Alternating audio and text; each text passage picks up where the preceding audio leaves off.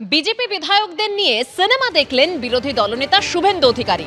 সবরমতীর রিপোর্টে সিনেমা দেখতে গেলেন বিজেপি বিধায়কদের নিয়ে শুভেন্দু অধিকারী। সল্টলেক সিটি সেন্টারে বিক্রান্ত মেসি অভিনীত সবরমতীর রিপোর্ট সিনেমা দেখতে গেলেন বিজেপি বিধায়করা। প্রায় 50 জন বিজেপি বিধায়ককে নিয়ে সিনেমা দেখতে গেলেন শুভেন্দু অধিকারী।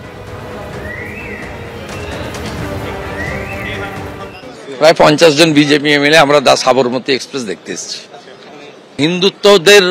হিন্দুদের উপরে সনাতন রাষ্ট্রবাদীদের উপরে মিথ্যা প্রচার হয়েছে 20 বছরের বেশি, 30 বছর ধরে, কয়েক দশক ধরে। যশস্বী প্রধানমন্ত্রীকে কালিমালিপ্ত করার চেষ্টা হয়েছে, এতে সত্য উদ্ঘাটিত হয়েছে এই সিনেমায়। 1 ঘন্টা পেরিয়ে গেছে, এখনো জাতীয় কর্মসমিতির বৈঠক চলছে তৃণমূলের কালীঘাটে। মমতা বন্দ্যোপাধ্যায়, অভিষেক বন্দ্যোপাধ্যায়ের উপস্থিতিতে বৈঠক চলছে। একেবারে বৈঠকের ভেতরের ছবি আপনাদের সামনে রেখেছি, যেখানে তৃণমূলের শীর্ষ নেতৃত্ব উপস্থিত রয়েছেন। অনুব্রত মণ্ডল তিহার জেল থেকে মুক্তির পর আজ জাতীয় কর্মসমিতির বৈঠকে তিনি উপস্থিত রয়েছেন। মমতা বন্দ্যোপাধ্যায় রয়েছেন, সুদীপ বন্দ্যোপাধ্যায়, অভিষেক বন্দ্যোপাধ্যায় সহ শীর্ষ নেতৃত্বরা উপস্থিত রয়েছেন এই জাতীয় কর্মসমিতির বৈঠকে। তিহার জেল থেকে বেরোনোর পর এই প্রথম মমতা বন্দ্যোপাধ্যায়ের মুখোমুখি অনুব্রত মণ্ডল।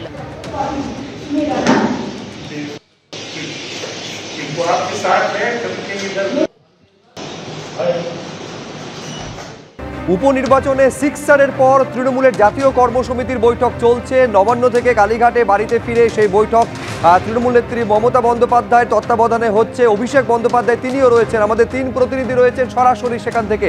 আশাবুল হোসেন আমাদের সঙ্গে রয়েছেন, কৃষ্ণেন্দু অধিকারী এবং অর্ণব মুখোপাধ্যায় আমাদের সঙ্গে রয়েছে। নির্ধারিত সময় বিকেল 4টের পর 1 ঘন্টা পেরিয়ে গিয়েছে, বৈঠক চলছে। আপডেট জানবো সরাসরি কৃষ্ণেন্দু অধিকারী। দেখো, ইতিমধ্যেই বৈঠক শুরু হয়ে গেছে, প্রায় 55 মিনিট এই বৈঠক চলছে। আমরা মমতা বন্দ্যোপাধ্যায়ের বাড়ির গলিটার একটি ছবি আমাদের ক্যামেরা পার্সন শ্যামল জানাকে দেখাতে বলবো। প্রত্যেকে পৌঁছে গেছেন এবং এই যে বাড়ি, তার বাসভবন সংলগ্ন পাশের একটা বাড়িতে এই বৈঠক চলছে। এবং সেই বৈঠকে কি উঠে আসে এখন সেটাই সবচেয়ে বেশি কৌতূহলের বিষয়।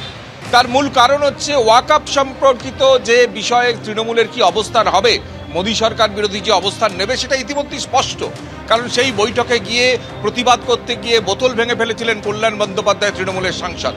কিন্তু আদানি ইস্যুতে তৃণমূলের কি অবস্থান হবে সেটা নিয়ে এখনও অস্পষ্টতা রয়ে গেছে।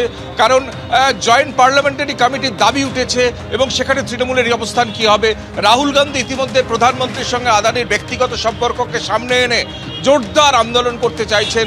পার্লামেন্টে হুলুস্থুলু কাণ্ড হতে পারে এমনটা অনুমান করা যাচ্ছে। সেক্ষেত্রে কংগ্রেসের সঙ্গে যৌথ কর্মসূচি কি নেবে তৃণমূল, না কংগ্রেসের সঙ্গে সমদূরত্ব রাখবে তৃণমূল, এইটাই এখন সবচেয়ে বড় প্রশ্ন। কারণ জাতীয় ক্ষেত্রে আদানি ইস্যুতে তৃণমূলের কি অবস্থান হবে সেটা এখনো পর্যন্ত স্পষ্ট নয়। তার একটা ইঙ্গিত আজকে মিলেছে যে আজকে যে ইন্ডিয়া জোটের মিটিং হয়েছে সেই মিটিংয়ে কিন্তু তৃণমূল গড় হাজির থেকেছে, তৃণমূলের কোনো প্রতিনিধি সেই বৈঠকে হাজির হয়নি। সেক্ষেত্রে কি পরিস্থিতি হবে এবং সেই রাজনীতিতে তৃণমূলের ঠিক কি কৌশল হতে পারে তাও আজকের এই বৈঠকে আলোচনা হওয়ার কথা রয়েছে।